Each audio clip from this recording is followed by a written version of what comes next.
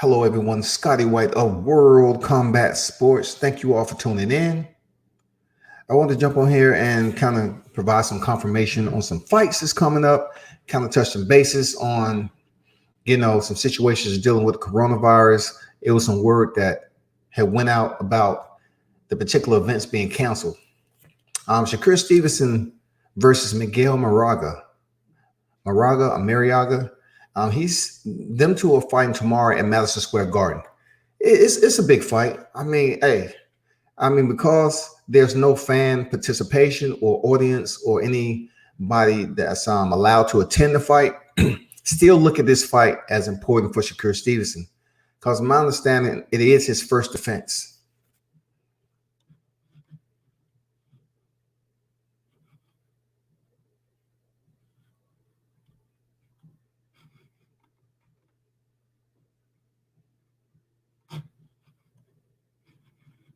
Hold on for a second, people.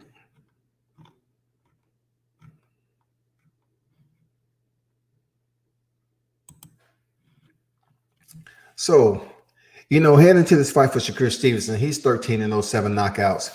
He's going in there with the I wouldn't say a seasoned veteran, but if you have over 30 fights, you're pretty seasoned. His record is 29-3, 25 knockouts. A lot of you probably know him from one particular bout for the casuals or whatever. But he's been in there with Waters. He fought Oscar Valdez and, most notably, Vasily Lomachenko. And, I was surprised. He went 7 rounds. You know what I'm saying? He was touching up Vasily a little bit. And he was stopped in the 7th round. But I'm not sure why. I still look at that fight to this day. I'm like, why was he stopped? I thought he could have went the entire distance, and the reason why I say that is because his record shows, he's pretty durable cat. Like he had back-to-back losses with Valdez and Vasily, but I'm looking at his recent winning streak. He has 4 fights via knockout, man. You know what I'm saying? Heading to this fight with Shakur Stevenson, he's absolutely looked like a worthy game opponent to step in there with Shakur Stevenson. But on the other hand, Shakur Stevenson is that guy. He's a future boxing man. He's a future multi-division world champion. I see it as young as he is and where his mindset is right now. Newark, New Jersey would be absolutely proud of the achievements that's ahead for Shakur Stevenson. So this fight for him, I don't think he's going to go in there and approach it any different. It's going to be kind of weird coming to the tunnel. It's going to take him back to when he wasn't fighting on televised cards or whatever, take him way back to when he was just coming up. But anyway, him going out there and having no one in the seats, I just don't think it's going to bother him at all. I think he's going to be cool. I think Miguel Marriaga is going to be fine with it too. They just going in there to fight. It's like going into a gym, man, to get work. But it's a little bit of trash talking that was going on social media. So you really going there and making sure it's a little bit better than a sparring session. You're going to put that smoke in. So I think that's the way it's going to be for these fighters to stepping into arena. It's going to be like fighting deep on the undercard, man. When barely anybody's sitting in the seats and you still got to go in there and get it in. But yes, for Shakur Stevenson's WBO title, man. I don't foresee him losing this fight. I think he's a better boxer. To say he's going to go in there and stop Marriaga, I don't see it. I don't really use the anything's possible. Shakur Stevenson, he's still growing into his man strength or whatever, right? He only has 7 knockouts. I don't see him as a knockout artist, but I do see him as one of these elite boxers, technically. Very sound. The way he put together his combinations, his confidence, and everything else to go along with it. Yeah, I think he's going to be a problem for Marriaga. But also, Marriaga is going to present his too. He's been in there with some noteworthy competition, and he's going to go in there and give it what he knows. I mean, a veteran with over 30 fights, of course he should be a challenge. Now, I feel some type of way if Marriaga step in there and go out in the first 3 rounds with a fighter that's not a knockout artist. Even if it is Shakur Stevenson, it's no way that you're going to convince me that he's going out in the first 3 or 5 rounds, in my opinion. I think this might be a decision victory for Shakur Stevenson. And I think early on, it's not going to be easy.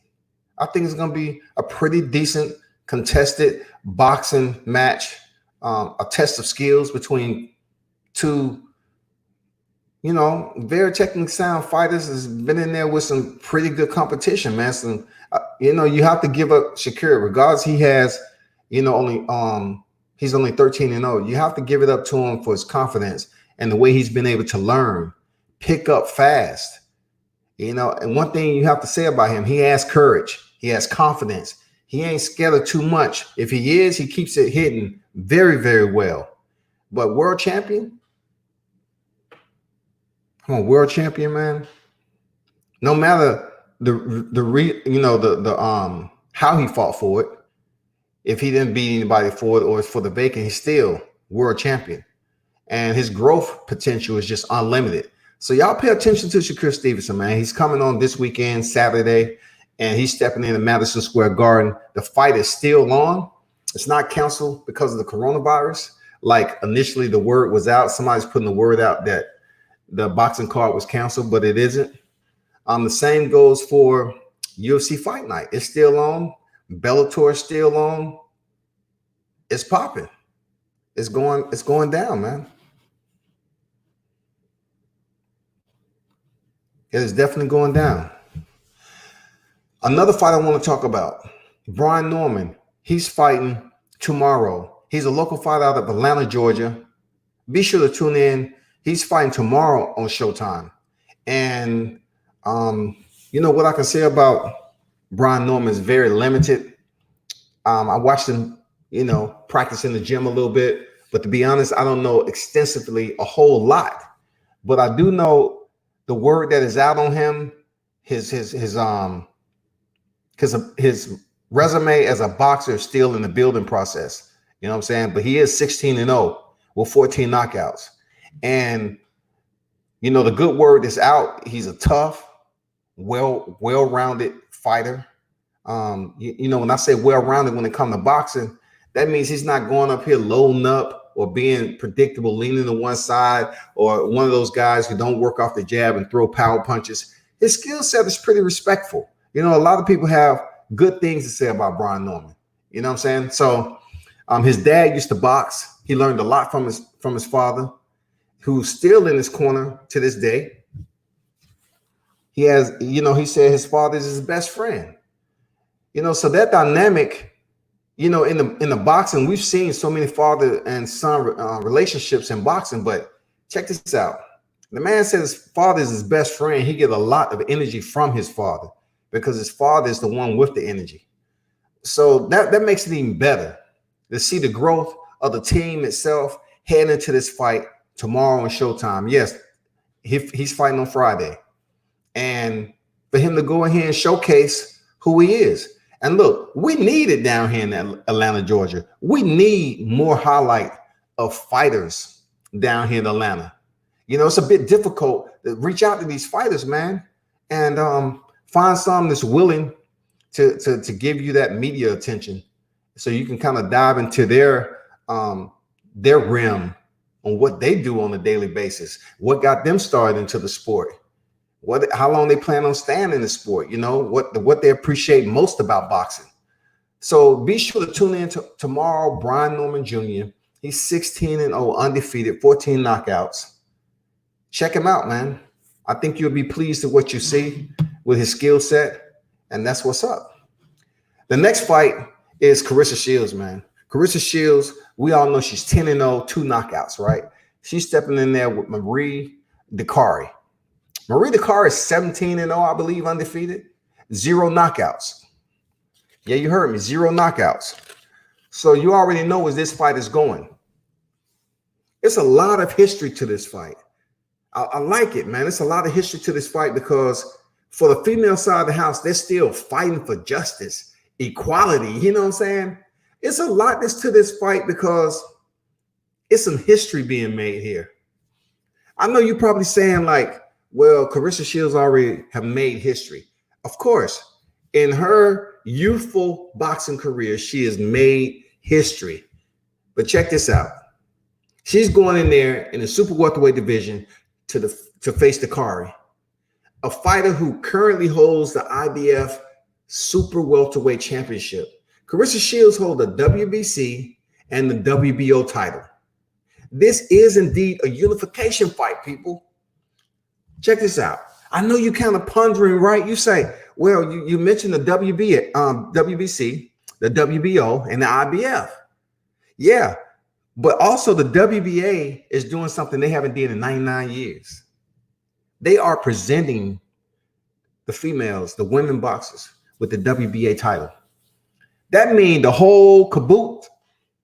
I mean the WBC, the WBA, IBF, and the WBO. All that is going down.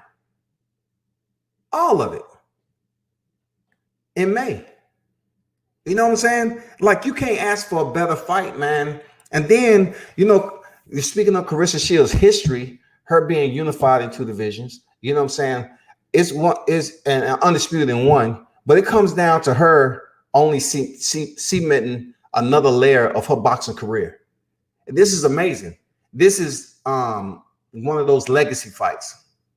And what makes it another important venture in Shields' career is that she's going to be fighting back at home in Flint, Michigan. That's going to be another highlight, especially for her being the first time she was there. It was dramatic for the wrong reason. The fight was canceled because a melee happened.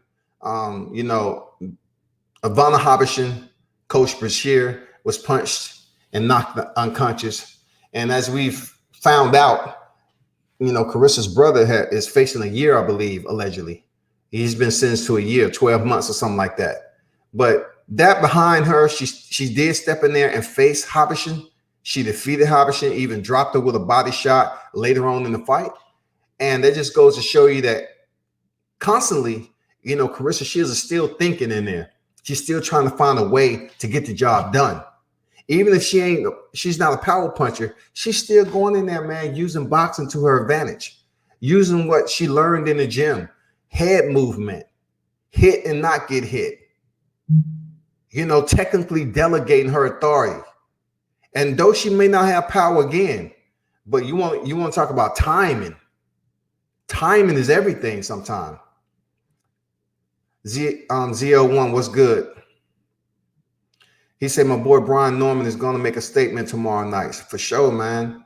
You know, I'm about to get back on Brian Norman after I talk about this big fight between Shields. But you're right, man. I'm thinking, you know, Norman's going to make a statement. Televised card, you know, no injuries, superb record. And he's going to have a lot of people from his hometown tuning in to the fight, for sure. Don Dollar, salute to you, man. Salute for everybody who's dropping in. But to Carissa Shields, man, you know, this fight right here can place her in a whole nother elite status. She's already there for a 2-3 division, the quickest male or female to ever do it. The quickest male or female to ever do it in 10 fights.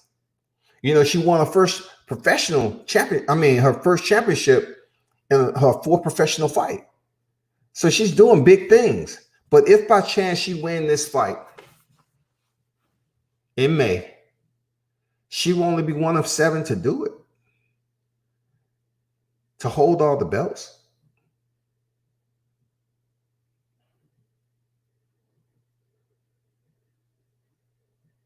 WBC, WBA, IBF, WBO. It would be a huge undertaking for somebody with that less of experience. And you kind of say to yourself, she's a double gold medalist, though. I understand. But in the professional ranks, you got to hold them accountable for just what their body of work consists of on professional ranks. I'd be, you know, contradicting myself because I don't like when people just use Vasily Lomachenko double gold medal earning You know, double gold standard, his championship, and they don't use Rigondeaux.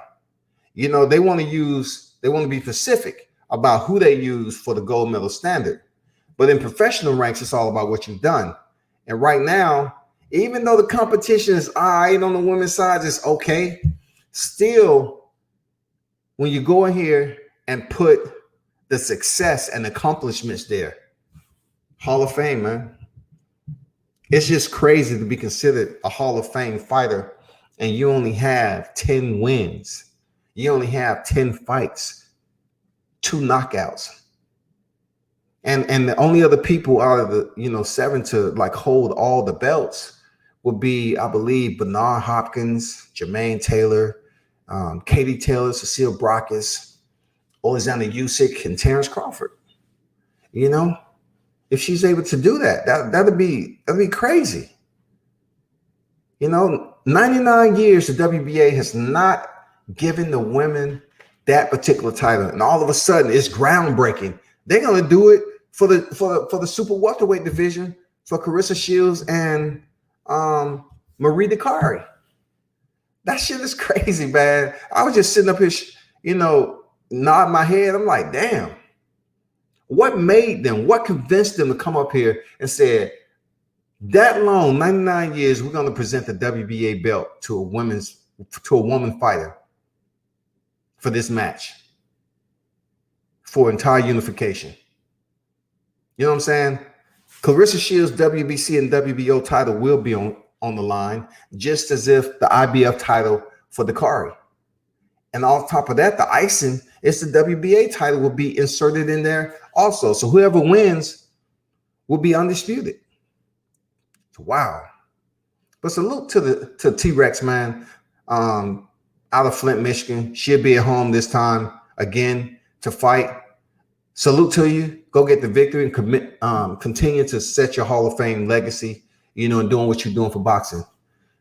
ZO1 said, cool, I'm a coach in the gym. I seen his growth from a kid. Okay, what gym you out of there, coach? What gym you out of?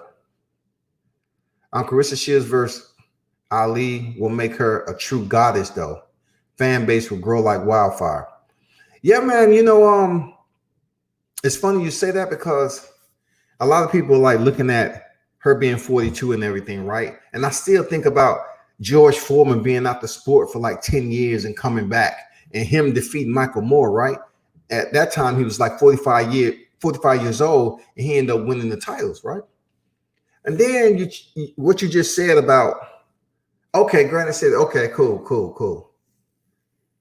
And then here you say about Ali, and people's like, man, she need to stay her ass out the sport. But that's a good name because I found out in combat sports, a lot of people don't care how old. Just like Anthony Joshua fought Vladimir Klitschko, and he was out of the sport a year and a half, and people still raise his name up, right? They say, oh, he fought Vladimir Klitschko. Well, guess what? I think it'll be a good fight for Carissa Shields to face Layla Ali. Yeah, it would be nice. She's undefeated. Plus, she's well over 200 right now. So she would have to fight Carissa Shields at what, super middle? 168, something like that. It'll be a good fight. And if she can get that on her resume, yeah, I believe what you just said, a true goddess in the sport of boxing. Unfortunately, she has to give that. She has to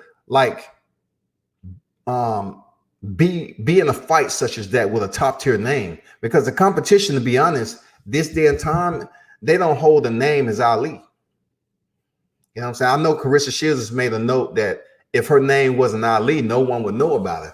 And she may be right or wrong. I don't think so. I think she has some pretty solid fights in her career, man. And, boxers are going to have their opinion, especially if it's animus between them. But when it comes down to respect, you got to respect Layla Ali for what she did back then. You have to. And if someone can come up with the money, I think it was $5 million a piece, right?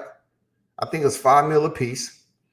And from my understanding, Carissa said she'll give her 6 to 12 months to get in shape because she's been out the sport so long. And she basically said she'll whoop her ass. Carissa, She ain't gonna say anything less than that. I don't blame her. You know, it's like, say what you got to say until you in the ring, and then it's on and popping. You know.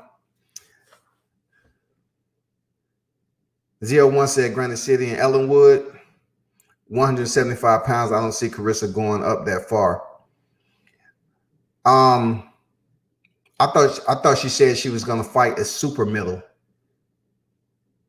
I thought she was gonna fight at the 168-pound limit or something like that. Because 175 is light heavy. Carissa having it's no way that she can go up that high. She ain't never fought that high. But I thought Layla Ali said just give her some time and she can potentially make it down to super middleweight. She says she's currently over 200 pounds right now. So she will have to really start getting back into the groove and drop that weight, man. You know, she has a nutrition. I guess her business is about eating right or something like that. So she shouldn't have no problem with dropping that weight, man. I don't know. It'll be tough. It'll be tough seeing her go through her journey. I'm telling you, as media, that's something I like to be embedded in.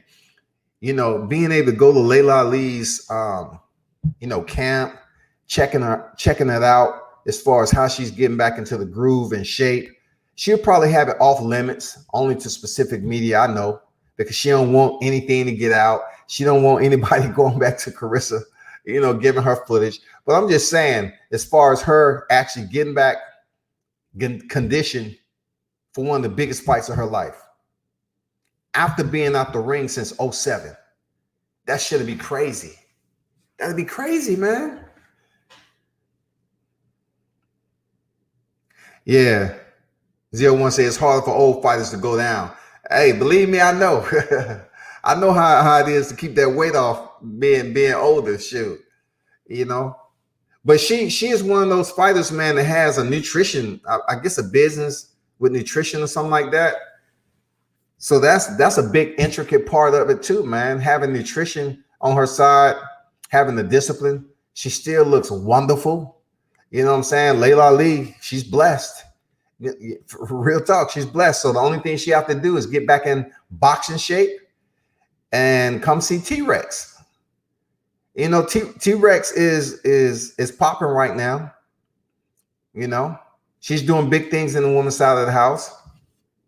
So, Layla Ali would definitely have to come back. I think it'll change the women's sport of boxing, especially in the pay area. If they're able to get, well, I can't say 2 million because Ali said she wouldn't even come back. She wouldn't even come back unless it was like 5 million or something like that. It has to be worth her leaving her business, getting in shape, getting back into a regime, and staying healthy doing it. She have to stay injury free, get back into the gym, man, to come see a fighter like Carissa. But the one thing about Layla Ali, man, she has knockouts on her record. And speaking of those knockouts, I know you heard me say Carissa only has 2 knockouts, but her opponent is coming up in May. Marie Dicaire, she has 0 knockouts. 0. You rarely see that, but not even her first fight, her second fight, on and on. She has 0 knockouts, man. But what she does have is the O. She's undefeated. That's gonna be crazy. She seems like she has a solid base. Like she has big legs. She don't seem like she's very slender like Habashin was. She looked frail in some parts of the fight, right? She seemed like, she's built for that weight division, and it would be a pretty good boxing match between her and Carissa. I mean, she seems like she's put together well to handle punishment and might be a durable, resilient fighter to go the distance. That's what I see, man. I might be wrong. It might be a boring fight. You know what I'm saying? But Carissa has something to prove, in my opinion. In her brain, she still has something to prove. Even though she's proved it, people are going to still doubt her because it's not that super quality opposition on the women's side of the house.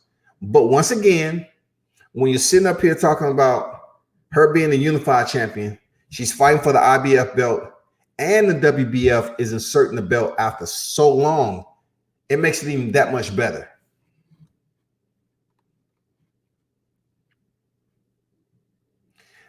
And yeah, and that's going to be huge, man. But if Carissa was talking about going up to 175, that's another thing. That'd be wild. But I would think Layla would want to fight in a weight class that Carissa has basically contended in before. You know, not a weight class that's fairly new. And then people say, well, she had to move up. Layla Ali was too big. You know, I'm pretty sure Shields is probably going to tell her she needs to come all the way down to this particular weight class right here, the highest weight class that she's competed in before. I think that's what she's going to tell her. I might be wrong. It's just a guess on my part. I might be wrong. But, you know, we can all look forward to that fight because it is a big fight. I'm pretty sure it's going to pick up steam as the weeks narrow down. Right now, we only in March and the fight is in May. So we still got a pretty decent amount of time before that fight even take place. And plus it's in, you know, Flint, her hometown again. They're giving another hometown fight. It should be very exciting, entertaining. Dana, what's good? Salute, salute.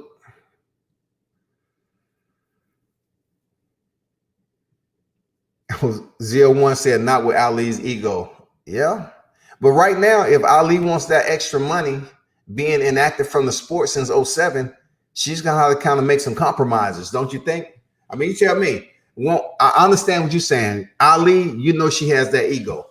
But don't you think her being out of the sport, as long as she has, it's better for her to make that compromise so she can get the bag too?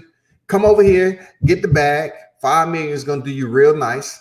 Because right now, you know, she has her own business and doing, you know, tours, you know what I'm saying, autograph signings and stuff like that. But $5 million, that's nice. That's real nice. Chris, salute to you. Thanks for dropping in. Everybody that's on deck, you know. Yeah, that's what I wanted to touch bases with, you know, just highlight some important fights that's popping off this weekend and kind of make a confirmation that Shakur Stevenson versus Miguel Marriaga is still taking place.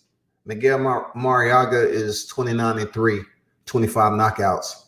Solid competitor on the 4-fight win streak. He's going there against the Olympian silver champion, Shakur Stevenson.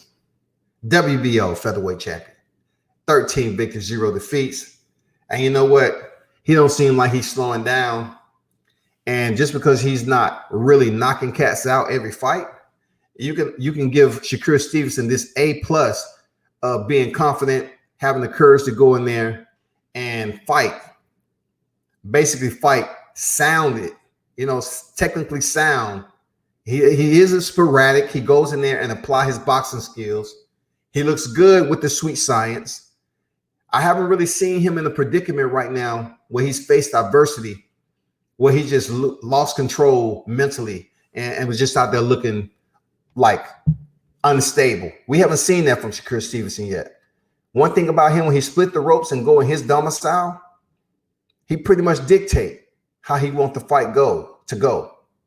He's had that leisure thus far in his career. He's able to go in there. He's able to dictate his boxing authority and do it very well. It really haven't been a fighter yet that he's faced that put him up against the ropes and had him hurt or allowed him or forced him to make changes during the fight. So you know what? That's the salute I give this Shakur Stevenson, man. The future, you know, future multi-division world champion. I believe potentially, as long as he stay in the sport, we'll probably see Shakur Stevenson at welterweight one day. Real talk. I believe we'll see him at welterweight one day. That's crazy, ain't it? Like Gervonta, I told somebody the other day, I think Gervonta he definitely going to move up to 140. But we may see him at welterweight one day. We may definitely see Ryan Garcia, Devin Haney. We definitely going to see Teofimo Lopez. It's a changing of the guard. All these lightweight fighters that you see at 135 right now, most of them outside of Vasily Lomachenko will probably be, I mean, the young hitters I'm talking about, they're probably going to go up to freaking junior welterweight and welterweight division in the future. Teofimo Lopez, if he's able to defeat Vasily Lomachenko and unify the 135-pound division, it'll only be one other belt out there, the WBC. He's indeed going up to junior welter. And he's still just at 15 fights. So he's young in the game. He's definitely going to be at welterweight. So you're going to have a changing of the guard. The Errol Spencer's going to be gone. Terrence Crawford's gone. You know what I'm saying? Manny Pacquiao, if Manny Pacquiao is anywhere in the welterweight division, by the time them young guns get up there, man, somebody need to be suspended. Manny Pacquiao be like 49, 50 years old, man. Still up here. Manny Pacquiao might even try to be a non-division world champion, man. I'm telling you, look, boxing love Manny Pacquiao so much, they might try to even make him a non-division champion, man. Seriously, they may create a regular belt, pick the right opponent, and Manny up there fighting that opponent, man, at like 51 years old. You know what I'm saying? I mean, just so he could be a non-division champion. That's real, man. But the changing of the guard is going to happen. You know, Terrence, Errol, Keith Thurman, Sean Porter, all them guys are going to be done. They should be out the sport by then. And all these 135-pounders should be up near junior welterweight or welterweight division in the future. Oh, Virgil Ortiz fight is canceled. It must have been because his opponent may have been coming from a certain area. ZO1 say Tank is too small. Brian Norman gave him all the smoke. And you know, ZO1, it's funny you mentioned that. And you know, trying to hold integrity because you know, as media and being that I see these fighters, right?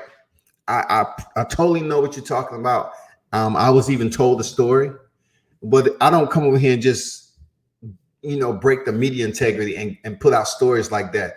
It would have to be to you or somebody else that know that. You know what I'm saying? But I totally understand. I was told that story, but out of respect, when I go to these gyms, it's definitely integrity I have to maintain, not to stir up shit, because at the end of the day, a boxer's a boxer. You know, so you know, if I was to go out here and say what you just said, they'd be like, "Oh, you're stirring up shit." That ain't true. But hearing you say it, yeah, I was told that. You know, I was told that, and I was told, you know, about another fighter too. But it's just not up to me, man. I ain't trying to walk in the gym for media and fighters up there talk about, hey, we know you're 50 years old, but you know, can you put these gloves on? You know, go a couple of rounds, man. We heard what you're saying out there about Tank. I'll be like, man, it ain't like it's a lie. Like, let me get your side of the story. You know what I'm saying? Let me get your side of the story. Chris said they canceled because Cali is not allowing more than 250 in the gathering, so they canceled it. Okay. I mean, 250 in the gathering. What does the fighters have to be with 200?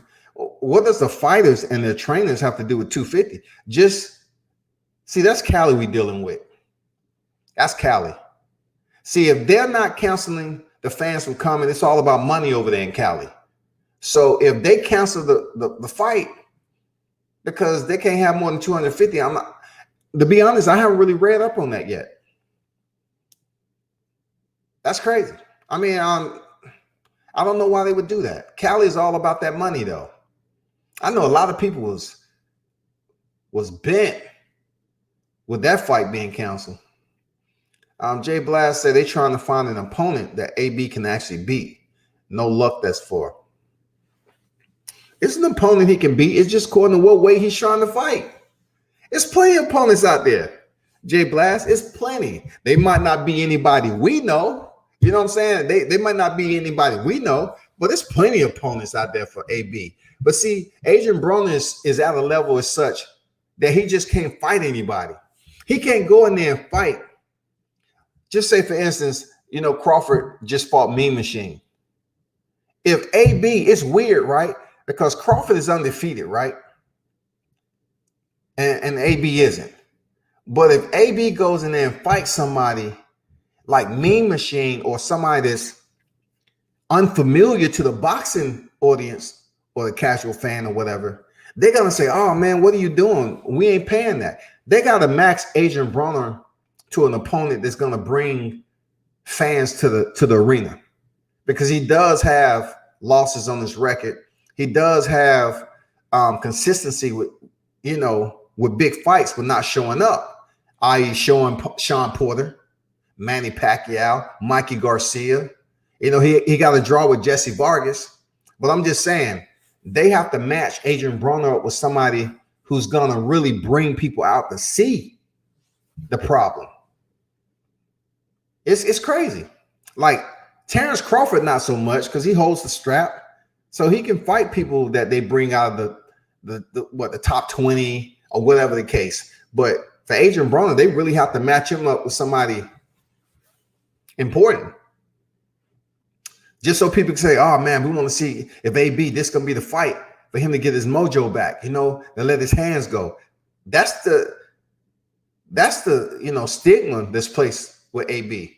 He's still a freaking entertaining dude, though. You know what I'm saying? But it gets to a point now, boxing is changing. Attitudes are constantly changing in the sport. So if he continues to go in there and not really put that do or die effort in, because a lot of people say, AB, you have never been stopped. So test yourself. You know, reach another limit that pushes you close to the edge of failure and go in there and box. And you know, AB will probably say some shit to me like, man, get your ass in there. You ain't boxing. What you talking about? You know, you trying to have all this damn protocol and format and what I should do, man. Lace up, man. Get your ass in the ring. That's just about what AB will say too, man. Jay Blast said not at 47. Look, it's plenty of people even at 47 for AB to fight. But like I said, they just can't put AB in there with anybody that really doesn't compliment him. You know what I'm saying? Say, for instance, if AB stepped in there with Sean Porter, yeah. If AB stepped in there with Jose Benavidez, even him would be a nice fight. Even though I think Joseph Benavidez will win easily because he uses his range well and he's about that. You know, he don't have no problem with letting his combinations go. If he want to close distance to Adrian Broner who's not letting his hands go, he will make him pay most of the fight. Plus, he has that dog in him. Joseph Benavidez with one leg, he's a dog, man. I can't imagine what Benavidez would be if he had two good legs and what happened to him didn't. But let me go over here. Since you mentioned that, Jay Blaz, that's a good point, man. Let me go over here and kind of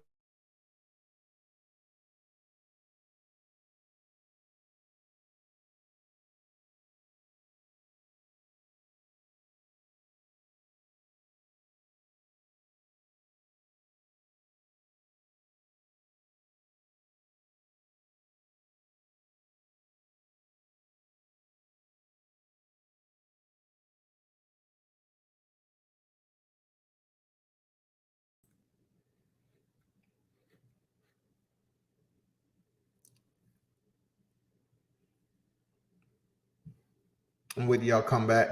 Okay. Let me go back. Some reason I dropped out. So I'm going to go to the ranking systems, the sanctioned bodies, welterweight division, because I truly, from seeing AB thus far, to be honest, I don't think he can make 140. I know he was talking, as he always do, about making 135, pay him, he'll make 135. But I don't see it, man. I don't see it from where he is right now. So looking at the 147 pound, I can't even start in the WBC. You know, like I can't even start at Keith Thurman. I can't even start with Virgil Ortiz. So, you know, Josecito Lopez is ranked number 8 in the WBC. I can't even start with Josecito Lopez, man. Come on, I can't. That would be unfair. I can't do it. I have to go in the bottom. I have to go in the bottom 15, man, and see if it's one there. Mikael Fox. What about this there? What about this, Jay Blast?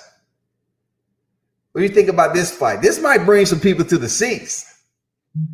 Bring some people to the seats. He's 25-0. I forgot all about him. I just saw his name down here. Jerome Ennis. You think he too much for AB? I don't know, man. Because Jerome Ennis was getting in trouble a little bit against an opponent he should have stopped early on. But Jerome Ennis, man, he's, in my opinion, matched up against AB at 147. I think he has just enough to his brand and name, 25-0, to come in there and fight Adrian Broner and people show up to see it. He has just enough, man. He has just enough.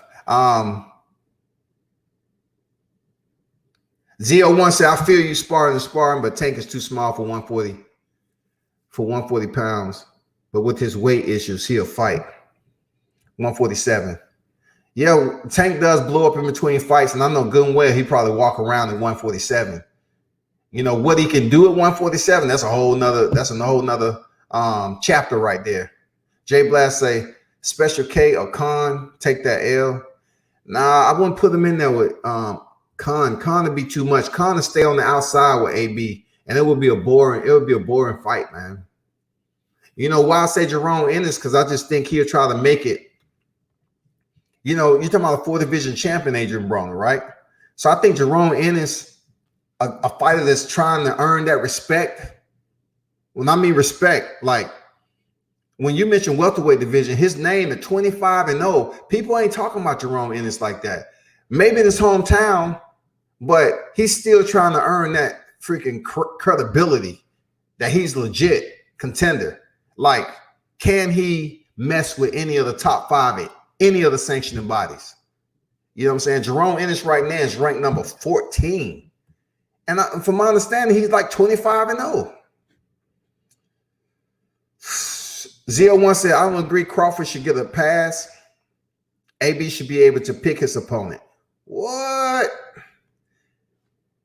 Dang. Look, if AB should be able to pick his opponent, that means AB is more intelligent than people give him credit for. And taking what you said, I truly don't think AB will pick any of the top 5 because he knows it's going to be extremely tough for him to get that freaking. I'm talking about for him to survive, unless he has a freaking opponent in there that respects the shit out of him. Like I'm gonna tell you right now, you put him in there with Sergey Lipinets, it's gonna be crucial. Sergey Lipinets doesn't stop coming forward. He would try his best to basically consummate what Madonna couldn't.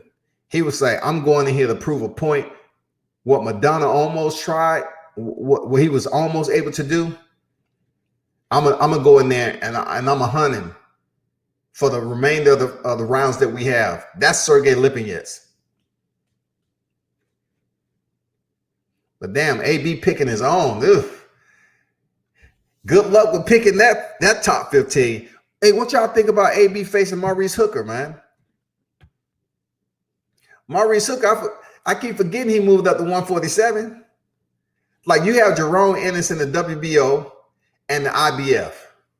You have Maurice Hooker, former champ. He's ranked number 12 in front of Jerome Ennis for the IBF. What about Maurice Hooker? Maurice Hooker is ranked 10th in the WBC. That's some good fight potentials right there. Z01 said, if you watch the interviews with AB, he gets crowded. People know him.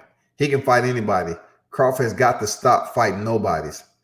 That we agree on. I concur, right?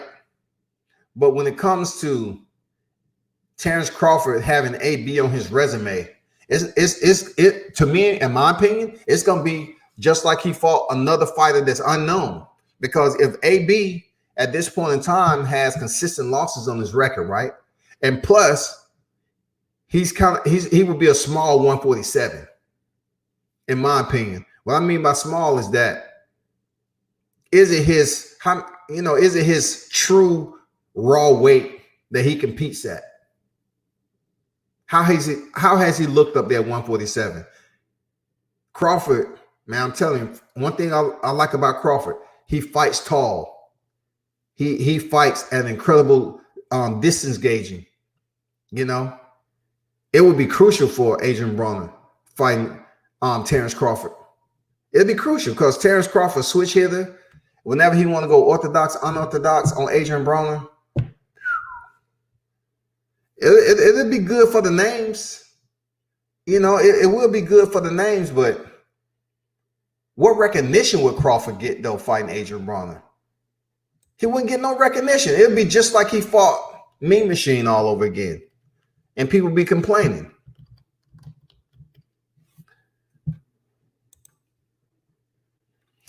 But selling tickets?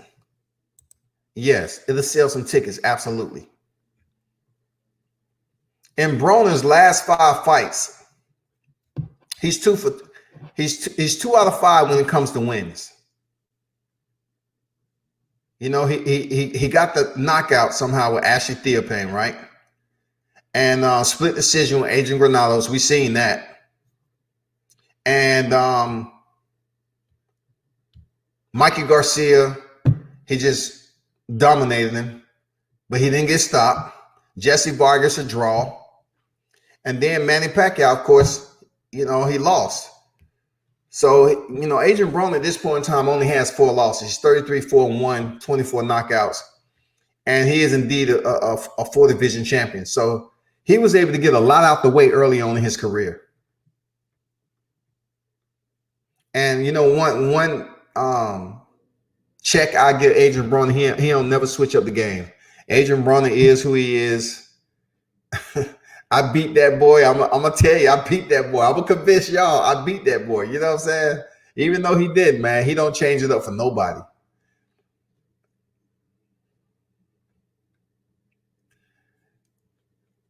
Jay Bless say, you proving my point. Good fight. T-Bud trying to make history. Yeah, Terrence Crawford trying to make history, man. He's a 3-division champion already, though. Former undisputed. Like, Adrian Broner, though? Adrian Broner's last fight, I can't believe it's been that long. Adrian Broner's been out the sport over a year. His last fight with Pacquiao was January 2019, man. Jesus. I didn't know he was out the sport that long. I mean, I guess I didn't think of it that way because I see him around at the fights all the time, but I didn't think he was out the sport that long. Ennis beats Mr. Gunshot, aka Broner. Yeah, he's fast, man. Ennis, the way he looked, he should have got that fighter out of there. I mean, that fighter had no business being in there with Ennis that long. But once again, if Adrian Broner comes in here and he's not active like he should, it's going to be another lopsided decision. If, you know, because Adrian Broner isn't going in here getting stopped. That we can say. Adrian Broner, with his 4 losses, none of them been knockouts. None of them. And I really don't even bring up Marcos Maidana because, you know, Adrian Broner was touring, rapping, drinking, and all that heading up to that fight. He still didn't get stopped. I mean, he was up there, you know, touring and doing whatever he was doing, man. Wasn't even in camp all the way. He still didn't get stopped by the hard-hitting Chino. I call him the Argentinian OG. 01 say, no, I wasn't talking about AB fighting Crawford. Just a comparison that Crawford has to fight the elites and AB fought top guys and can pick who he wants. But Crawford isn't fighting no one. Okay. Dundada said, I want AB versus T-Bud. Man, y'all really reining in that AB versus Terrence Crawford, man. I'd be surprised if they even entertain that. I mean, not so much Bomac, but just Bob Arum in general. You know, with Errol Spence waiting out there in the wings, that big fight. To Terrence Crawford, he probably think it'll be an easy fight, man. Seriously, it'll be an easy paycheck for Terrence Crawford. That's what he's thinking. Oh, okay. Dundada said, AB said he would beat Terrence Crawford's ass. Well, hey, Dundada, he said that for everybody. You know what I'm saying? He even said that when he was online, no, he might have been in a fight. He said he'd go down to 135. You know what I'm saying? He'd go down to 135 and fight Devin Haney. We know that ain't going to happen. AB is not making 135. You can cancel that. Dundada say he going for 2 undisputed like Shields. I'm trying to find out who you talking about. Terrence Crawford? The only way that's gonna happen in welterweight, man. We gotta, you know, hopefully Errol Spence looks superb in his comeback fight. We still don't know who he's fighting. April, May, if he is still holding that date. And we need to know if it's somebody that's, you know, legitimate.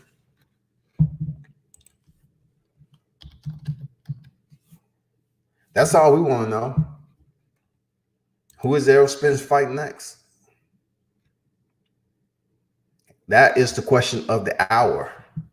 01 said Crawford has to fight the elites because his resume is weak. His biggest name is Amir Khan. Yeah, Amir Khan, man, he made quit in the 5th, man. I was at that fight. I was highly disappointed, man. You know what? I saw Amir Khan trying to quit like in the 2nd round, man. I was pissed. I was like, God damn, Amir, you know, you don't want none of Crawford. Crawford was giving him that work, though. And what's crazy about that fight, though, that I like Crawford as a fighter, right? But what made me respect him a lot more as a fighter is because before the fight with Amir Khan, him and his family was just out chilling at a hotel. You know, Crawford was out freaking outside the hotel just chilling, you know, talking to his people. He wasn't freaking cooped up in a room. Like, we didn't see Amir Khan, the media. We couldn't find Amir Khan. I'm pretty sure certain media probably found him, but he wasn't nowhere. He wasn't even standing in the hotel. You didn't even see Amir Khan anywhere. Terrence Crawford was out, you know, near the street, on the street. At one point in time, he was standing right beside me. He was talking to somebody in the hotel. I mean, dude got a big fight coming up, and he's out there with Amir Khan, who can box. And he's just out there talking to his folk, just chilling, man. Then he went in there, and it was just like Amir Khan stole his money. Like, he was putting a whooping on Amir Khan early, man. I was like, damn, Amir Khan looked like he's about to quit. And sure enough, Crawford hit him on the right thigh. That was Amir Khan ticket. It's time for me to go home. Amir Khan wouldn't even turn around and look Crawford in the eye. He was like looking off into the audience like he was hurting. Like, he hit you, even if he hit you in the groin, on the cup, still you could turn around and face your opponent. Amir Khan knew at that moment he was quitting, and he couldn't turn around and look at the face of Terrence Crawford and say, man, I can't believe, you know, you came in here and quit like that. He probably lost respect, you know, for Amir Khan that night. But yeah, I'm waiting, man. I'm waiting for that Terrence Crawford, Errol Spence, to be honest. 407 say Floyd will come out of retirement and beat AB. Facts. No debate. Hey, no debate here. You definitely ain't gonna get no debate here. But you know what? That's what AB need, right? Doesn't AB need a fight like Floyd? Shit. Shoot, man. That's what AB needs. That's what we need to see. AB finally facing Floyd, the person who he tried to emulate, his boy. People come out and see that. But I don't think Floyd Mayweather want to fight AB, though. Don Dollar say T-Bud versus DSG, a good one. I don't know about that, bro. I don't know about that, man. I don't know, man. DSG is still competitive, but he just don't compliment. Like, if I had to choose between Bud Crawford, DSG, or Sean Porter, I would go with Sean Porter. The Sean Porter I seen in there with Errol Spence, I would have to go with Sean Porter, man. DSG waiting around the way he does and all that, sometimes he just don't do it for me. Now, his resume is respectable, absolutely. But unless he give you that Keith Thurman action, because Keith Thurman will come forward a lot, you know what I'm saying? But I would rather see Showtime Sean Porter against Terrence Bud Crawford rather than Danny Garcia, man. And I'm swift on that decision. 01 say Aaron's not letting Crawford fight nobody from PBC, but Spence. Yeah. He's not risking that. Oh, I love Crawford, but re-signing the top rank hurts him and the fans. I don't, it's always been the rumor mill of contractual issues that Terrence Crawford has been a part of. And to be honest with you people, I'm not the one to really dig into those papers. You know what I'm saying? I don't deal into the logistics, the administrative work that goes into a grown man that's been in boxing as long as Terrence Crawford and signing contracts. You know what I'm saying? I just don't get into it. I just look at it like, who is advising you? You have enough money for attorneys. Who is helping you read this? And is it beneficial to your career? If it is beneficial, then sign it. But who else could Crawford go to? I wouldn't say him to leave top rank and go to PBC. Nah. Not just to face Errol Spence. Nah. I think, and Golden Boy out the question. And definitely not the zone. Definitely not the zone. Definitely not the zone. So I think he made the right choice to stay at top rank, man. I got to give top rank salute, the way they promote their fights, man. Dollar say Bud, a Hall of Famer already. 3 divisions, formerly undisputed. Some people say yay, some people say nay, man. 407 say Thurman versus Spence.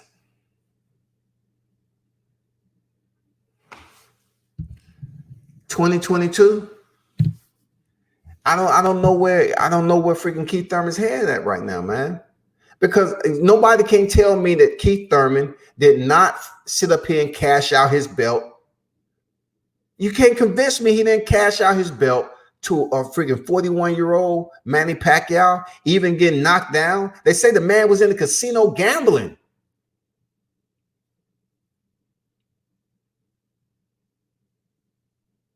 I don't know, man. Thurman versus Spence, he might show up. He might show up for that fight, man. But the way he looked against Josecito Lopez, right? Then he went in there, and the way he looked against Manny Pacquiao, man, even with one loss, I say, nah, man. I don't even think he'll show up against Spence, man. He got other shit popping. Something else is going on with Keith Thurman, man. I don't know if I would really want to see that fight. Don Dollar said Khan at least took the fight more than these guys. Hey, man, Khan still has a name, so to speak. After that fight with Bud Crawford, he went over here and fought somebody and won some freaking WBC continental title or something like that. Man, get out of here. Khan need to go back in there, rematch Bud Crawford, so he can get back some points of respect that just washed away in the drains over there. He needs to go back and rematch Terrence Crawford and prove that he's not a quitter, because Amir Khan quit that night. Mikey versus Terrence Crawford. And once again, Mikey, a 4 division champion, right? Mad respect for Mikey. But I truly believe it'll be a much easier fight than what Errol Spence gave him. One thing you have to say about Terrence Crawford, he boxes. Terrence Crawford will box the ears off Mikey Garcia. I mean, I just think it'll be an easier go. Him standing on the outside, working his combinations on Mikey, you know, him having a high guard, trying to work himself on the inside and land some body shots to Terrence Crawford. I don't know, man. Terrence might slip up and we might see round 3 all over again that he had with Mean Machine. I don't know. But Mikey Garcia is not a knockout artist like that. He's not. So I just thinking Terrence Crawford will have an easy go with Mikey Garcia. Much easier, in my opinion, possibly than Errol Spence had. I'm not, you know, I'm just gathering a little, you know, I'm just in the dark a little bit, but Mikey Garcia don't do it for me yet. I know he has a fight coming up, right? No, he already had the fight. He went up here and fought Jesse Vargas, didn't he?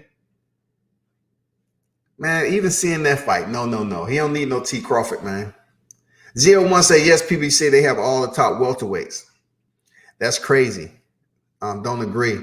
I want him against Porter. I mean, like I said, that'll be a good fight for him. Terrence Crawford, Showtime Porter, they friends though. They don't want to fight each other. They friends. They don't want to go there. Ugas. Terrence Crawford, Ugas, I'll watch. You know, Pacquiao, I would definitely want Terrence Crawford to face Pacquiao. You know why? Because he has the WBA title. So and this entails the makeup, you know, the makeup of the Undisputed. You get Terrence Crawford, he faced Manny Pacquiao, gets the WBA, he already WBO, he has some leverage on that side, right? And then you have Errol Spence with the WBC IBF. Okay. What's good about it is that the WBC title is the highest ranking title. We understand that. But next is the WBA. So if Terrence Crawford is able to get the WBA, he will hold the second highest belt. And then, you know, Errol Spence hold the third highest. And then Terrence Crawford hold the fourth. So when it comes down to negotiation process, it won't be as lopsided as if Errol Spence had all 3 belts, the WBC, IBF, and the WBA. It won't be as lopsided in the negotiation process, you know? It'll be much more, you know, kind of like just in the middle a little bit. It won't be this freaking 70-30 type deal. Hey, let me ask y'all this. If that fight was to happen this year, what should the wagering be? Should it be a 50-50 fight? You think 60-40, 70-30? What you think that fight should be? Terrence Crawford against Errol Spence. What should they work out? Just say Terrence Crawford still has a WBO belt and Errol Spence has both of his belts. Should it be a 50-50 split? 60-40, 70-30? Let me know. 01 said, I agree with your assessment of Thurman. Yeah, I just don't think Thurman will be that build up that everybody's looking for. Oh man, you know, he's fighting Keith Thurman. Man, I think Errol Spence kind of play with Keith Thurman, man.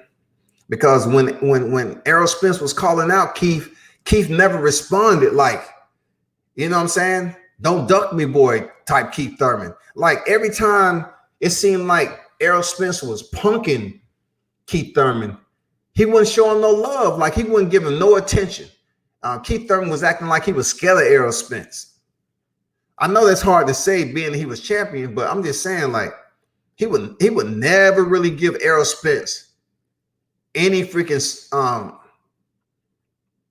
I don't know, man. It was weird looking at the way Keith Thurman just avoided that energy with Errol Spence.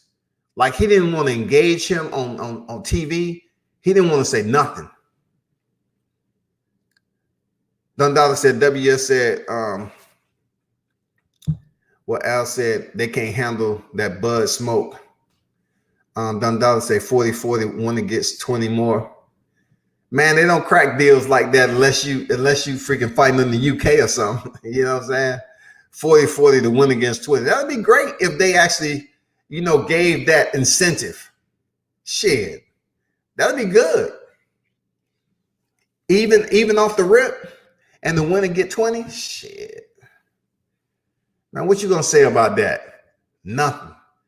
01 say 65 Spence, 35 Bud. Spence double Crawford's viewing numbers. Yeah, that we can say. That's true. Spence is much more the ticket seller. True words. I agree with that narrative for real. And when it comes to leveraging freaking negotiation, those numbers right there, pretty solid numbers. It's all about if Bud would even step in there less than 40. I don't know, man. This is a fight everybody been hoping and wishing for. I'm just curious if Bud Crawford would even consider under 40%. Only if it like that what Dundallah said about 40-40, man. That rarely, if any, happens in the sport of boxing. But if that incentive was out there for both fighters, I think we'll get much more productive fight between these two. I'm talking about the top two hitters in the welterweight division, both champions, and this is for the unification bout. But like I said before, that would be even better if Terrence Crawford had that WBA title from Manny Pacquiao. 01 say the problem with Spence Crawford fight is money. Derrick James and Crawford said they want big money, so the fight has to simmer more. They want 10, 20 million each. Damn. That's a lot. Because I'm looking at Gennady Golovkin and Canelo Alvarez rematch. Didn't they only get paid 15 apiece? So you're looking at the names of Triple G and Canelo Alvarez, and they only got 15 apiece. It's no way in hell. I don't see Terrence Crawford and Errol Spence getting maybe 10 in the slot. But 20 per, I don't see it, man. If they was able to pull that off, that would be great. Shit, that would be absolutely a win-win situation. Dundallah said, that's why I said AB, because he talk a great game. He does, and a lot of people still want to see AB. Like,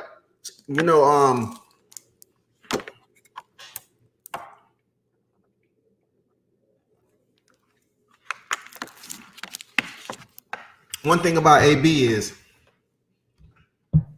I think the reason why they kicked him out of the casino, right, is because Adrian Broner attracts all that attention.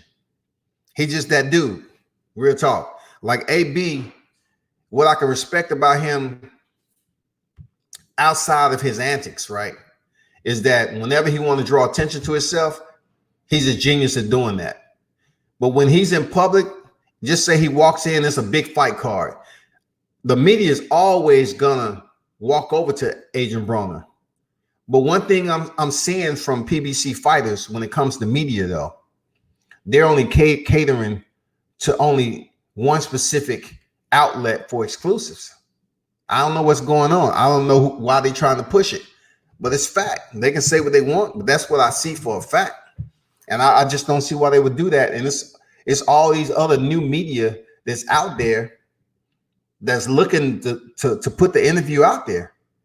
But that's the only thing I know about Adrian Broner, man. Like, if you look a certain way and he don't know you or whatever the case, he don't really give you an interview at all. But still, as a fighter, he don't owe media anything. It's just what I've seen, him in the public. He ain't acting stupid or nothing. He's just being himself. And but when it comes to the media, he only gives certain minute media attention. But 10 to 20 million, damn. And AB and Crawford, Man, that'd be an easy fight for Crawford. Don Dada said Saul got 35, I thought.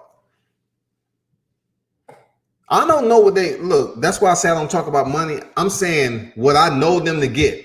Minimum was 15 apiece. Minimum. Both of them got 15 apiece. I don't know the entire payout that they received, but I know Gennady and Canelo Alvarez received a minimum of 15 mil apiece.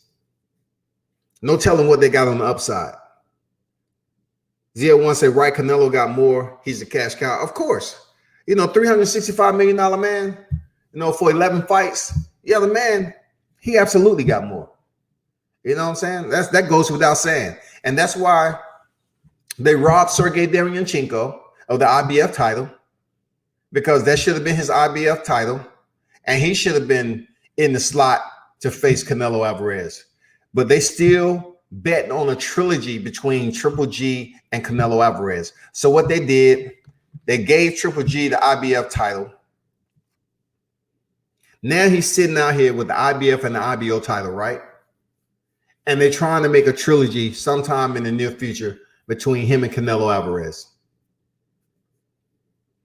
Who wants to see that? At this point, seeing Canelo Alvarez move up, stop Rocky Fielding in 3, go in there and stop Sergey Kovalev in the 11th, right? I don't see where the fight fans would be interested in seeing a trilogy of Canelo Alvarez and Gennady Golovkin. I just don't want to see that myself. It's just more out there. When I'm seeing this man move up 2 weight classes, win, we're talking about for championship fights. Why do I want to see him drop back down and face Gennady Golovkin, who was gifted a decision when he was clearly beat by Sergey Derevyanchenko? That's all I'm saying, people. That's all I'm saying, you know? Boxing ain't fair all the time, but goddamn it, I don't want to see a trilogy between them two.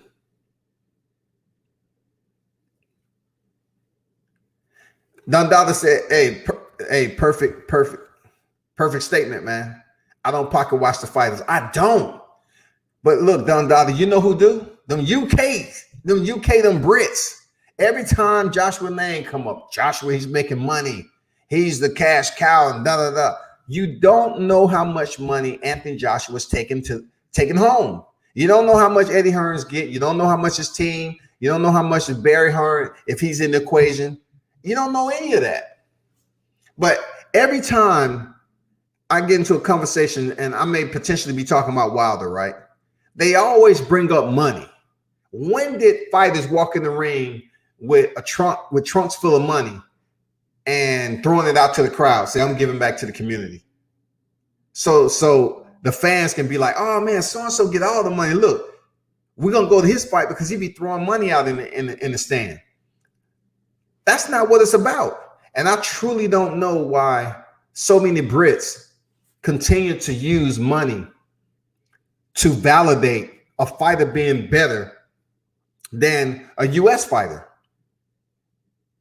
They just always mention how much money Anthony Joshua made. It's just senseless, man. It don't make any sense to me. Don said, only the hood want EJ and Bud. We have more words than dollars. Man, we want that fight. We want that fight. We want to see a unification. But I really don't get I don't get entirely hyped up about it. You know why? Because Manny Pacquiao is protected. Manny Pacquiao just signed with the same people of Conor McGregor. So him being, what, 42 years old? Manny Pacquiao is going to be protected as long as he possibly can, man. And that's the bad thing about Errol Spence unifying. Unless they have something cooking that's going to shock us all, let's just say Errol Spence facing Manny Pacquiao, then cool. We good with it. But right now, I just see Manny Pacquiao holding out and fighting somebody they believe he can beat in freaking Malaysia or something where he don't have to test? Because when he fought Keith Thurman, Manny Pacquiao wasn't even in a clean boxing. Man, come on, man. It wasn't even no drug testing for that fight. And Manny Pacquiao looked damn good. Like, he was fresh. He got a little tired later on in the fight, but I want to see him under testing, bro. I can care less what anybody have to say about that. People get butt hurt when you sit up here and say you want to see Manny Pacquiao fight, and he under testing. They act like you're trying to accuse him of something. If you having a fight against these fighters and you're looking as old as you are, and your fights leading up to the title fight, none of them have been tested. Even Adrian Broner's like, when are we getting tested? When are we getting tested? Adrian Broner's like, somebody need to call, you know, when are we getting tested? Come on, man. That shit, man, that's the unspoken freaking truth right there, man. Hey, shout out to you, Z01, man. You'll see me in the near future. You know, drop some messages, man. If you have something popping over there at Granite, man, for real. You know, I support local fighters, man. You should know by now what it is with me. Thanks for dropping through the channel for the first time, man. Salute to you. Said good hearing you, brother. Got to run. Make sure y'all check out the boy Brian Norman tomorrow night on Showtime for sure. Y'all make sure you check out 16-0 Brian Norman Jr., man. 14 knockouts. Check him out. Very solid fighter, man, on the rise. Salute to you, Z01. Don said, DBMA salute, fam. What's good, DBMA? How you feel, man? But, you know, those particular fights right there, we definitely want to see Errol Spence and Terrence Crawford. But we just don't know how Errol Spence is going to look, man, coming back. I know he in the gym. He dropping weight. I get it. But internal, we don't know the same mechanics. Like, we seen him come off a potential fight of the year against Sean Porter, hands down. Like, that shit right there, that fight right there was very entertaining from start to finish. So seeing him come off that fight and then potentially go through what he did, survive a horrific car accident, and to basically have people speculating that he ain't the same or whatever. We're all looking forward to Errol Spence to come back to the game, man, and show us that he's okay, that his mechanics, his functionality, you know, the same Errol Spence that was freaking had dominating skill set, still a dog in the fight. We want to see that. Because to be honest, if Errol Spence is able to unify the welterweight division, even though he's really been contending at one division for the titles, I know he started off as super welter. I get it. But what I'm saying is, it would be good to see Errol Spence move up to 154, man. It would be good to see that man move up to 154. Forget about Jermell Charlo being in 154, man. It's time to freaking cement legacies. It'll be good to see Errol Spence move up to 154 and face one of those champions up there. Hands down. Why not? You know, Mikey Garcia move up and he get title shots. Canelo Alvarez move up, he get title shots. Terrence Crawford move up, he get title shots. So guess what? Errol Spence move up to 154 and he unified this division, he should get a title shot. Period. Mikey Garcia moved up, fought Errol Spence, lost. You know what I'm saying? Terrence Crawford came and fought Jeff Horn, won. Canelo Alvarez done moved up, 2 just freaking kicking the damn can in the playground, collecting titles. So why not Errol Spence move up to 154? He get a title shot. Real talk. DBM say, good been gearing up for some travel. Oh, man, be careful out there, bro. Be careful. Z01 say, I got you, bro. My son turning pro, another gifted boxer. I can forward you some of his vids. All right, cool, man. Let me see what's popping, man. You know I cover the grassroots too, man. You know what I'm saying? Just drop me, you know, a message. I'm here. Don Dollar say, I just have to wait for Taylor to get 147. Why you have to wait for Taylor to get to 147? What he gonna do? What he's gonna do exactly? Who would you like to see Taylor fight at 147? First of all, and don't say the champions right now. I'm talking about just who would be a first fight that you would like to see Taylor fight. DBMA say also good to see Shakur still is still on. Yeah, it's Shakur Stevenson's first title defense. You know what I'm saying? So it's good for him to get that out the way. Just get it out the way, man. Just get it out the way. You know what I'm saying? So you trying to tell me Taylor? I don't know, man. I was about to say you think Taylor deserved that. You know what I'm saying? I was about to say those words. Do you think Taylor deserved that? I mean, you know, junior welterweight unified, does he deserve a title shot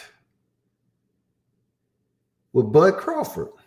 I mean, Bud Crawford, y'all trying to treat that man like the stepchild of the welterweight division. You know, anybody come up to the welterweight division, take Bud, go to Bud. That might not be what you want, man. I would rather you said Taylor versus Manny Pacquiao, to be honest. You know what I'm saying? Let him come in here and face Manny Pacquiao or Vesputin, Alexander Vesputin. I can't really say, you know, for him to sit up here and face Virgil Hill. I mean, Virgil Ortiz. That's just too much. In my opinion, that's too much. Danny Garcia. You know, the one right now that'll be good for him to face, that'll be a good matchup, the way his fighting style is, Josh Taylor. My boy, you know, Sergey Lipinets, man. Yordenis Ugas. I think Mikey Garcia is a bit much for Josh. I don't know, man. Even Josecito Lopez, man. That'll be a good fight. Maurice Hooker just moved up from that division. I mean, Jose Ramirez defeated him.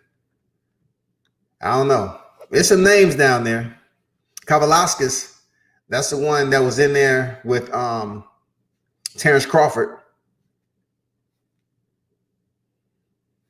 Look, they bring Kavaliauskas up to fight Terrence Crawford. He gets stopped. And now he's ranked number 13 in the WBO. That's crazy. Why would you drop so far down the chain, man? They have this man who just went in there and got stopped by Terrence Crawford, who had a title shot, and they place him behind Jerome Ennis at 13. Jerome Ennis is 12th in the WBO, ranked 12th. That's the wild, wild west, man, when it comes to sanctioned body rankings, man. I think Taylor would take the fight. Of course he would. Of course. Of course. I know Regis would like for Taylor to move up too. So maybe Regis could go back and get that title. You know what I'm saying? At 140. But I know Regis want him to vacate the WBA and the IBF shit. So he got there, go back and try to get a title shot. Taylor and Pac would be a great fight. It would, man. That's where he should go. If you really want to mix up the welterweight division, send him to Manny Pacquiao. If you really want to bring, you know, some butts to the seats, man, in that particular fight, yeah, line him up with Manny Pacquiao.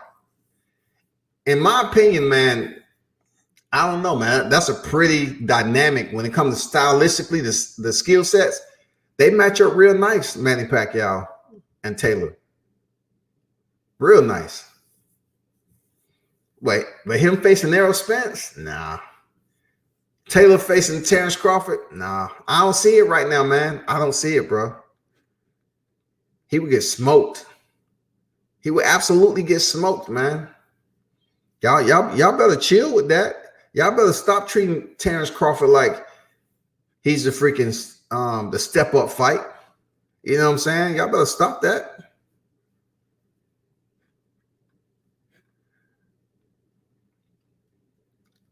Sergio and Bud. Man, see, there y'all go again, man. Y'all keep on then poking the bear, man. You know, look, if they put you talking about Sergey? What Sergio are you talking about? You talking about Sergey? Now, Sergey Lipinets and Bud Crawford, that'd be a good one. That'd be a good one. Because Sergey Lipinets is a tough boxer. We seen that with Mikey Garcia. I mean, it was still beautiful, right? On how Mikey Garcia, like, you know, Sergey Lipinets threw a double touch jab out there to Mikey Garcia.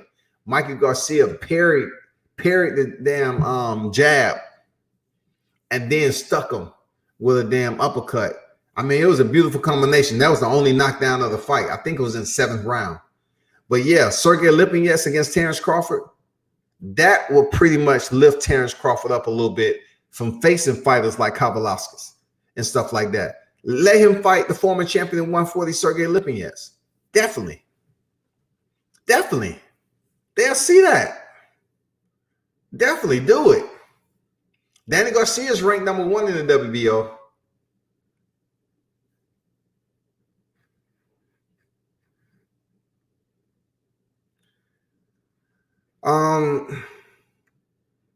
What's going on, Leonard?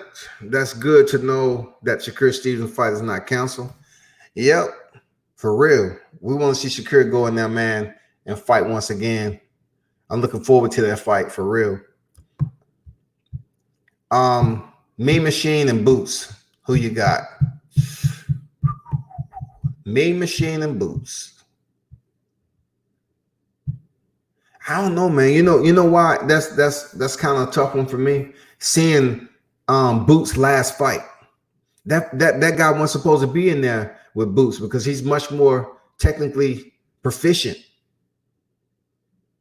So he's stepping there with a fighter like Mean Machine. What he was able to go, you know, for Terrence Crawford, it'll be a tough fight for friggin' Ennis. Seriously, it will. It'll be a tough fight for Ennis, man. It will absolutely be a tough fight.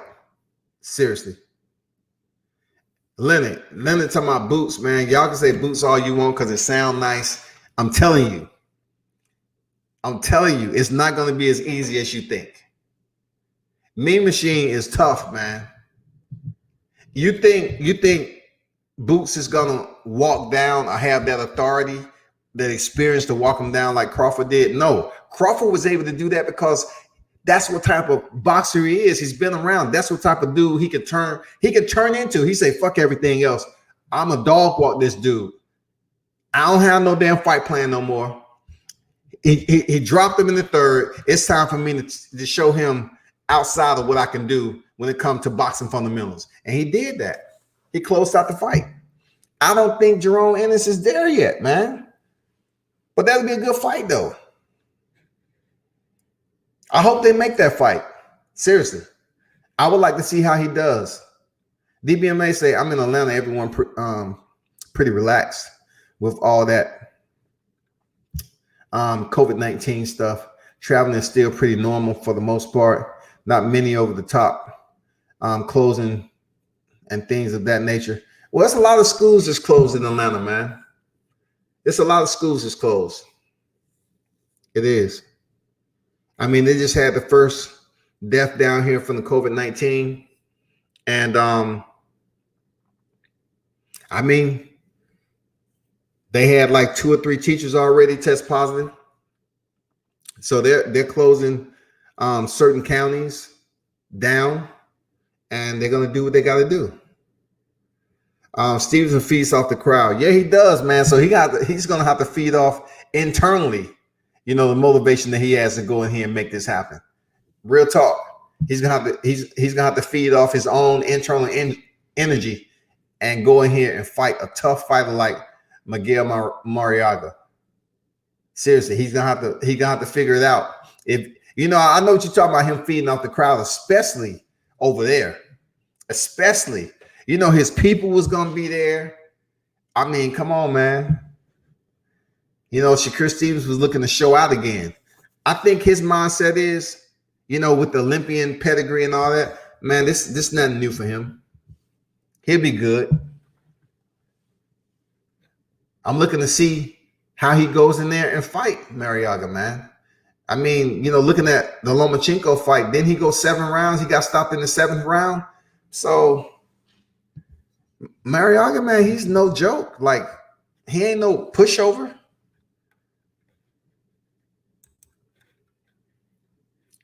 This should be fairly a competitive showing, man. Real talk.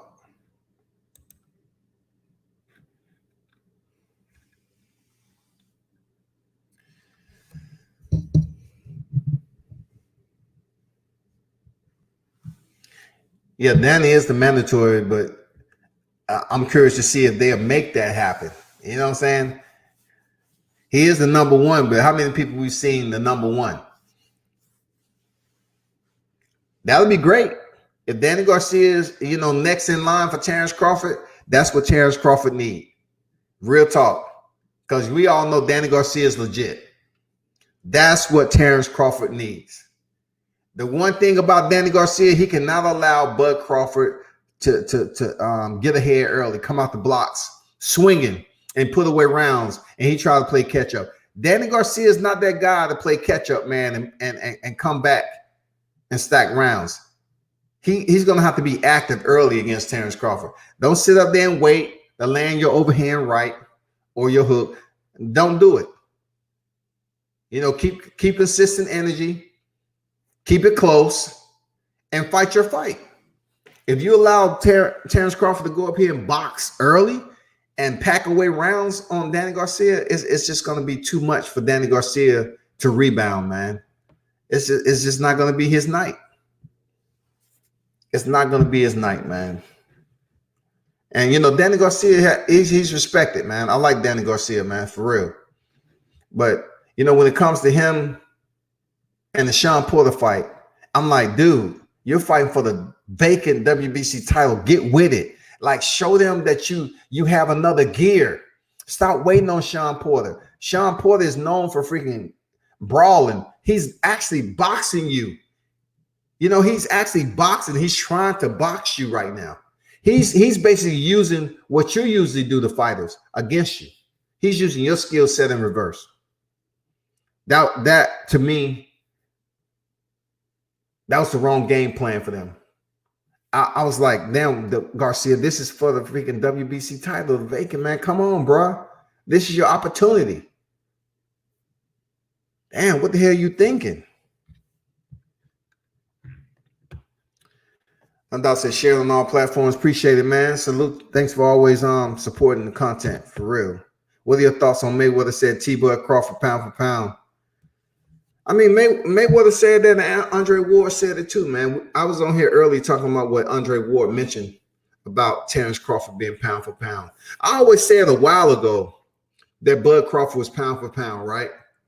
Until I seen Canelo Alvarez move up 2 divisions and win belts. So I'm not sure as to why that's not taken into consideration. If he's doing what he's doing, but yet somehow people is treating it like he did it so easily, so it doesn't need to be recognized. That's just asinine to think. Like Canelo Alvarez, before he started moving up for Rocky Fielding and stuff, I was like, you know, hands down, Terrence Crawford's pound for pound over Vasily Lomachenko, hands down.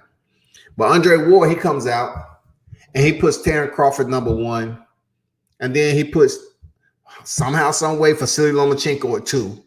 Number 3 is Canelo Alvarez, and then 4, he has Tyson Fury. 4 Tyson Fury, just all from winning that 1 belt. We haven't even heard of Tyson Fury in the pound for pound until he picked up the WBC belt. And then 5th was Alexander Usyk. He faces Chase Witherspoon as a soft touch in the heavyweight division. Who was Chase Witherspoon? He was inactive. Come on, man. Who was this dude? How can you give Alexander Usyk credit? The man's 17-0. I mean, come on, bro. Like, what's with all that? 6, Naoya Inoue, 19-0. You know what I'm saying? I think he had 16 knockouts. They was calling him just like the monster. He just went the distance with Nonito Donaire. So he got another tough fight coming up, I believe. I'm not sure who he's fighting. I forgot. But I know Nonito Donaire is now about to fight for the WBC bantamweight title against Nordine Bali. That's going to be good. That's going to be a good fight. And then 7th on Andre's list was Terrence Crawford. Errol Spence. Errol Spence, he was number 7. And then 8 was Juan Estrada. 9 was Arthur Beterbiev, 15-0, 15 knockouts. And number 10 was your boy Manny Pacquiao. You know what I'm saying? That was the weird thing about Andre Ward's list. 10, he had Manny Pacquiao. 9, Arthur Beterbiev. 8, Juan Estrada. 7, Errol Spence. 6, Naoya Inoue. 5th, Alexander Usyk. 4th, Tyson Fury. 3, Canelo Alvarez, who just moved up 2 divisions. 2, Vasily Lomachenko is only 14-1. I mean, his resume kind of suspect. And number 1 was Terrence Crawford. But you look on the Ring Magazine's top 10, right? They have Canelo Alvarez, Vasily Lomachenko, Naoya Inoue. They have him at number 3. Number 4, Terrence Crawford, I believe. 5, Alexander Usyk. And then 6 is Errol Spence. And then, look, this is Ring, right? 7 is Gennady Golovkin. The Ring has Gennady Golovkin sitting at number 7. No Tyson Fury like Andre Ward. No Tyson Fury. They have Gennady Golovkin sitting at number 7. And then, of course, the placeholders. Number 8, Juan Estrada. And then number 9, Arthur Beterbiev. And 10, Manny Pacquiao. But everything up from 7 to 1, all messed up. You know what I'm saying? It's all different. It's all about what what skill set you respect, what resume you respect, and everything else to go along with it, you know? But Gennady Golovkin still number 7 in the Ring, top pound for pound.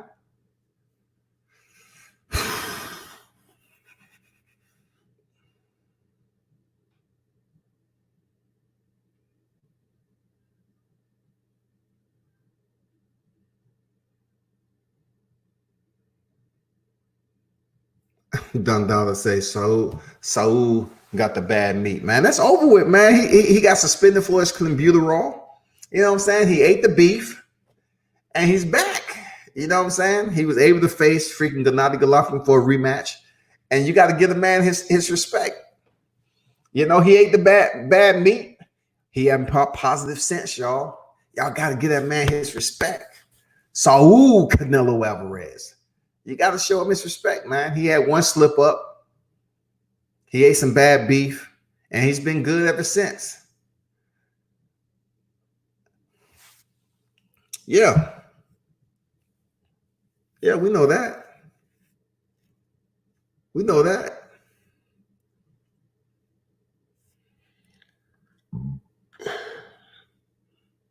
But I still don't understand some of the placements in that Ring magazine.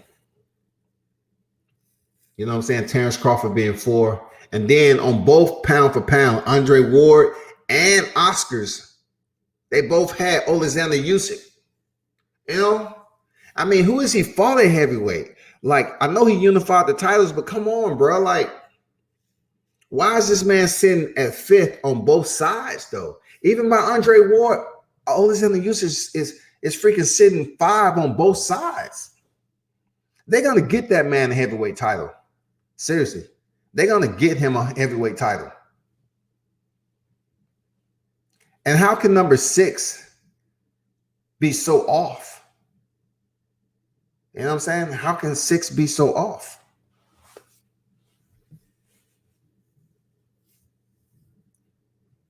How can Ring have Now, in Norway, number 3, and Andre Ward having number 6. I don't see how that plays and factors in. Really, I don't. I don't see how it can be that lopsided. And then Errol Spence coming in number 7 on Andre Ward's list. But he's just one slot off in the ring because he's number 6 over there. But anyway, DBMA say, wait, when Spencer was there at Money May, he was saying how Spence was going to take over boxing, be the next great champion, break all his records. So now Crawford, the new legacy. I mean, it might, when it's coming from Floyd Mayweather, man, it might just be mind games. It might just be, subliminal trash talk just to hype it up, just to get people to talk. Because, whenever Floyd Mayweather want to say something, everybody else is going to latch on to it. You know that, man. You know Floyd's game. Come on, man. Floyd is a genius at what he does. That's why he's the freaking the athlete that make the most money, man. He did that. He was able to beat the system and find out the metric in how to earn the most money to fool the fans. Anybody who can get an 0-0 MMA fighter to come over here and charge you, because I didn't pay for it, to charge you $100 for PPV. That's a genius. That is an absolute genius if you look at how Floyd was able to make the most money he ever made off an MMA fighter who's an 0-0 boxer, who is currently the featherweight and lightweight UFC champion. Floyd was able to bring him over here and charge you all $100 for PPV. That is absolutely genius. And then he went in there and did some shit we ain't never seen Floyd do before. Turning his back, taking rapid punches to the back of the head, even doing the press tour leading up. He was popping Floyd on his head. When have you ever heard somebody disrespect the Mayweathers like that? To my F the Mayweathers and all that. Nobody. He allowed Conor to do what the hell he wanted him to do just to sell the fight. And Floyd went in there and carried that dude to the 10th round and stopped him. Facts, man. Floyd is a genius at what he do, man. Seriously. I hope he never run out of money because it'll be a sad, sad case. The good thing about him, he has money sitting in his garage, wherever his freaking residence is. He has all the money in the vehicle, so he can always sell them. You know what I'm saying? All them high-end vehicles he has, he can always get rid of them. But that's genius what he did. But I've been over here an hour and a half, people. Put this last comment up. Yeah, I'll be back on here probably tomorrow. I will be doing live commentary. I want to check out the Brian Norman fight, kind of assess and see how this young hitter looks on the big stage. I'm eager to see him fight, man. I haven't really had a good time to see Brian Norman fight, but absolutely I'm looking forward to him tomorrow night on Showtime. They go in there and get that 17th victory and, potentially that 15th knockout. But all of you that tuned in, as always, follow me on all social media. Subscribe to the channel. I'm trying to get 10,000 subscribers the right way. 10,000 subscribers this year. I think I'm just up to around 75. So you know what? That means somebody's out there looking and tuned in. So pass the word, man. Tell people to subscribe to the channel. Follow me on IG. You know what it is, man. Turn up and tune in to World Combat Sports. Salute to you.